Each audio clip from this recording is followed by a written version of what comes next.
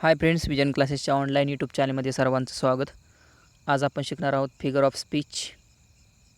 याच्या अगोदर आपण फिगर ऑफ स्पीचवरती एक लेक्चर अपलोड केलेलं आहे, ते तुम्ही पाहून घेऊ शकता. आता आपण फिगर ऑफ स्पीचचं दुसरं लेक्चर या ठिकाणी पाहत आहोत. दुसऱ्या लेक्चरमध्ये आपण पहिला फिगर ऑफ स्पीच म्हणजे पहिला अलंकार पाहणार आहोत, अँटिथेसिस. अँटिथेसिस हा जो अलंकार आहे याच्या नावामध्येच आपल्याला त्या ठिकाणी मिनिंग समजून येतं. अँटिथेसिस म्हणजे विरोधाभास. अँटी म्हणजे च्या विरोधात असणं. आता अँटिथेसिसचं या ठिकाणी आपण सुरुवातीला डेफिनेशन पाहूया. Antithesis is a figure of speech which refers to the juxtaposition of opposing or contrasting ideas. It involves the bringing out of a contrast in the ideas by an obvious contrast in the words, clauses or sentences within a parallel grammatical structure. अँटिथेसिस हा असा भाषेचा अलंकार आहे, असं figure of speech आहे ज्याच्यामध्ये दोन परस्पर विरोधी शब्दांचा वापर केलेला असतो, दोन परस्पर विरोधी कल्पनांचा वापर केलेला असतो किंवा दोन परस्पर विरोधी काल्पनिक गोष्टींचा त्या ठिकाणी वापर केलेला असतो. म्हणजे दोन आयडियाजमध्ये, दोन कल्पनांमध्ये विरोधाभास निर्माण करायचं काम अँटिथेसिस या अलंकारामध्ये केलं जातं. मग अँटिथेसिसमध्ये दोन अपोजिट वर्ड्स वापरलेले असतील, दोन अपोजिट क्लॉजेस असतील, दोन अपोजिट सेंटेन्सेस असतील. थोडक्यात सांगतो, विरोधाभास अलंकार म्हणजे काय?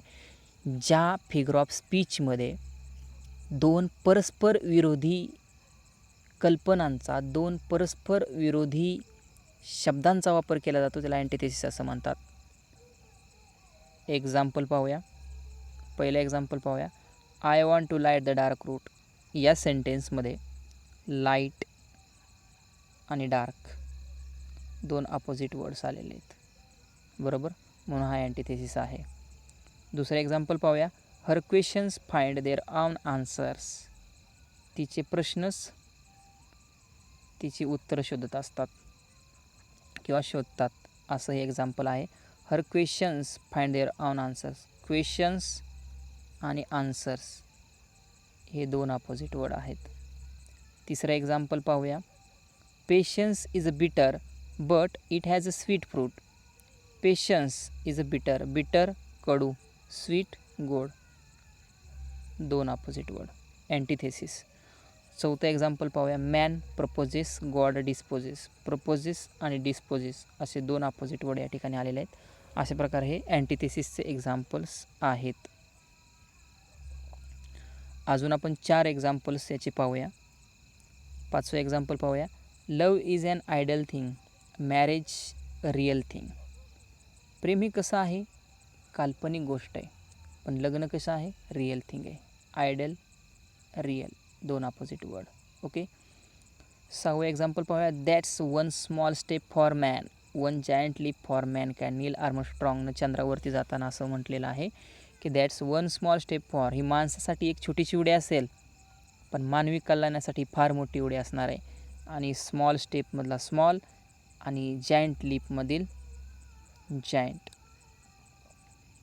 दोन अपोजिट वर्ड्स. ओके. त्यानंतर 7वं एक्झाम्पल पाहूया. To error is a human, to forgive divine. Alexander Pope यांनी म्हटलेलं आहे. चूक करणं हे माणसाचं वैशिष्ट्यच आहे, परंतु त्याला क्षमा करणं हे देवाचं काम आहे. दोन अपोजिट वर्ड, एरर आणि फॉरगिव्ह. 8वं एक्झाम्पल पाहूया. Many are called but few are chosen. Many, few, दोन अपोजिट वर्ड. अशा प्रकारे आपण अँटिथेसिस हा फिगर ऑफ स्पीच तुम्हाला या ठिकाणी सांगितलेला आहे. आय होप तुम्हाला समजलेलं असेल. दुसरं एक्झाम्पल पाहूया. रिपिटेशन. रिपिटेशन म्हणजे काय? याच्याही नावामध्ये मिनिंग आहे. रिपिटेशन म्हणजे पुनरोक्ती अलंकार. A repetition is a figure of speech where in a word or a group of words is repeated. It is used to create rhythm and bring attention to an idea.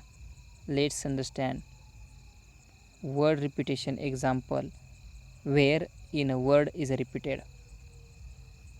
आता बघा, repetition हा असा अलंकार आहे ज्याच्यामध्ये शब्दांचा किंवा group of words म्हणजे शब्दसमूहांचा परत परत वापर केलेला असतं, म्हणून याला रिपिटेशन असं म्हटलं जातं.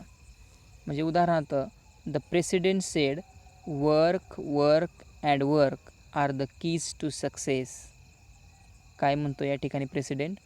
Work work work are the keys to success. बघा या ठिकाणी एक वर्ड वापरला आहे, कोणता?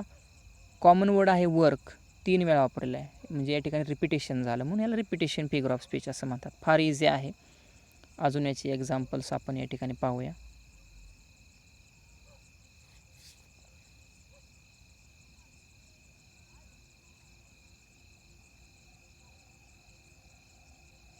बघा, let it snow, let it snow, let it snow. यामध्ये snow snow snow 3 word triple आलेले आहेत, 3 वेळा आलेले आहेत, म्हणजे या ठिकाणी रिपिटेशन झाले स्नो या वर्ड्सचं. Second example, O woeful woeful woeful woeful day.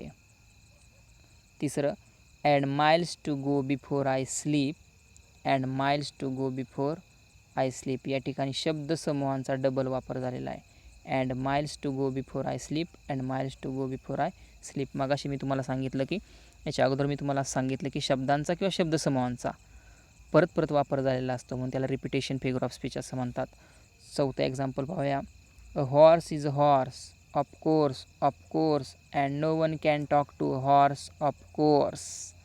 That is of course unless the horse is the famous.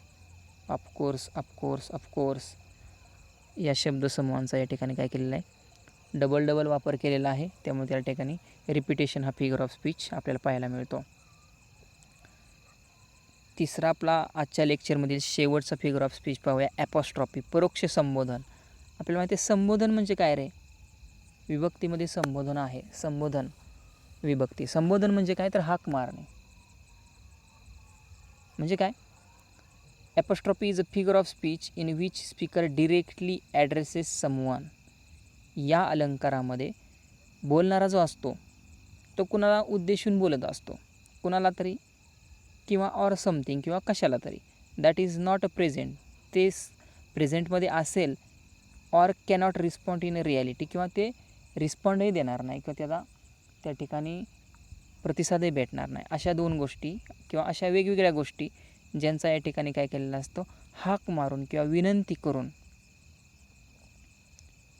एक विनंती केलेली असते, एक उद्देश त्या ठिकाणी बोलून दाखवलेला असतो. त्यावेळेस परोक्ष संबोधन म्हणजे ॲपॉस्ट्रॉफी हा अलंकार होतो. पाहूया एक्झाम्पल्स. पहिला एक्झाम्पल पाहूया. O rose how sweet you smell and how bright you look. कोणतरी म्हणतं आहे गुलाबाला, गुलाबाला उद्देशून काय म्हणतं आहे? O rose how sweet you smell, किती सुंदर तुझा वास आहे. And how bright you look, आणि तू किती तेजस्वी आहेस, किती चमकदार आहेस. दुसरं एक्झाम्पल पाहूया. O trees how majestic you are as you throw down your golden leaves. असं या ठिकाणी झाडाला उद्देशून बोललेलं आहे. अजून 3 एक्झाम्पल पाहूया आपण ॲपॉस्ट्रॉफीची.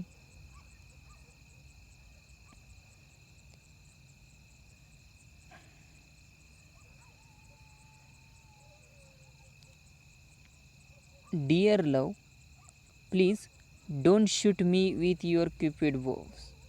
बघा काय सेंटेन्स आहे? Dear love please don't shoot me with your cupid's बो.